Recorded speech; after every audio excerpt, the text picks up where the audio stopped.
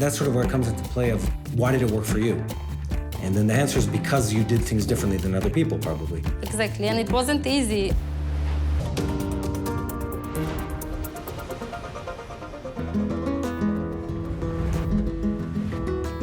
I'm on my way to Jaffa Port to meet with Inna Braverman, a young woman who's changing the future of electricity. This is the first time in the history of Israel that wave energy will officially connect to the electrical national grid of the country.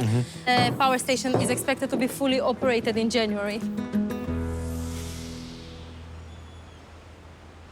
You're a young woman in what is a very, very male-dominated industry. The big question is, how did you do it? Being an entrepreneur is hard. Being a female entrepreneur adds an additional layer of difficulty. Many times people tell us that we're too weak, that we can't do something. If we will step down, our daughters will step down, their daughters will step down, and then we have a very negative chain of events. Join me in welcoming EcoWave Power's CEO and co-founder, Inna Braverman. At just 24, Inna created an environmentally friendly energy technology harnessing the power of the ocean waves. Israel's first wave power station here in the Jaffa port is a game changer. So this is a lot smaller and more compact than I expected. Exactly, that's what we're trying to do, as much energy possible in the smallest space possible. We're here sitting in your offices, EcoWave, and I want to hear the story of how you got here, how this company got to this point today. So actually, EcoWave Power is a very personal journey for me. I was born in Ukraine in 1986. 2 weeks after I was born, the Chernobyl nuclear reactor exploded, which was the largest in history nuclear disaster in terms of costs and casualties. I was one of the babies that got hurt from the negative effects of the explosion. My mother thought that I'm dead, gave me a mouth-to-mouth resuscitation, which actually saved my life until the ambulance came. So I got a second chance in life. So I grew up feeling like maybe I have a unique purpose on this planet. When I was 4 years old, we immigrated to Israel. When I finished my university, I went to work as a Hebrew-English translator for a renewable energy company. And there I kind of discovered the whole world of renewable energy. And wave energy was something that I saw that everybody believed in, but nobody is able to develop a commercially viable wave energy technology. And I started looking at where other companies have failed. And I came up with my own ideas and concepts. And one day I went to really a social event, and there came a guy that sat next to me and said, like, what's your passion? And I said, wave energy. And it turned out that he's a serial entrepreneur. It was like a match made in business heaven. He's the one that invested the first $1 million. That was kind of the beginning of EcoWave Power. Inna's company, EcoWave, is Israel's first to be listed on the Stockholm NASDAQ, and not surprisingly, was recently listed on the US NASDAQ. As the global market for wave energy is projected to reach $5.1 billion by 2027. 99% of our competitors have decided to go into the offshore, 4 or 5 kilometers into the sea. They were expensive, they were breaking down, so there became a huge question mark of, like, can wave energy even connect to the grid? We decided to ignore the whole industry and go with the concept of connecting to onshore and nearshore structures, such as piers, breakwaters, jetties, and other types of existent marine structures. In 2016, we connected our first project to the grid, showing that we did not burn the grid and that wave energy can actually safely connect to the grid. And then that's sort of where it comes into play of why did it work for you? And then the answer is because you did things differently than other people, probably. Exactly, and it wasn't easy. So how does wave technology actually work? We're off to Inna's original off-the-grid power station for a demo. Basically, the floaters are going up and down with the movement of the waves. They're pushing the hydro cylinder, which creates pressure in the hydraulic accumulator. The higher the waves, the higher the pressure, and the more energy we produce.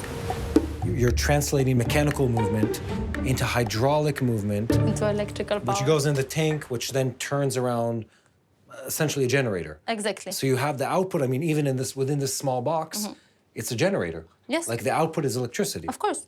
It's incredible.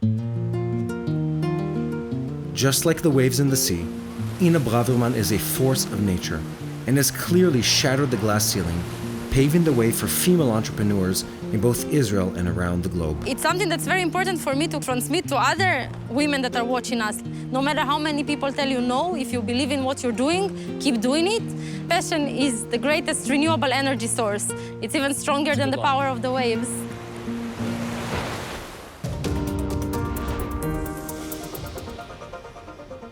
Shalom from Jerusalem. Today we have the great honor of having with us Dr. Tova Ganzel. Welcome to our show. Thank you. Thanks for being here. Great honor to have you with us, and shalom. And today we're going to talk about women in the Bible.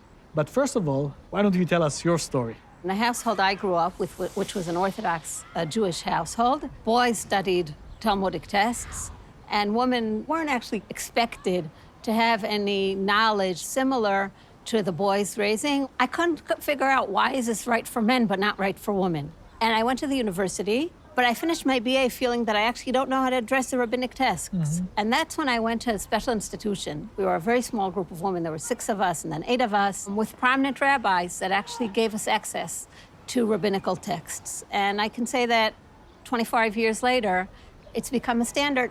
Let me ask first, who is the lady that impacted you the most in the Bible? Wow, that's a good question. I think that's what's special about women's leadership, is that many times it doesn't happen on its own. Women work in communities, they work in groups, and we can see it in different stories. We could see it in Exodus, we could see it later.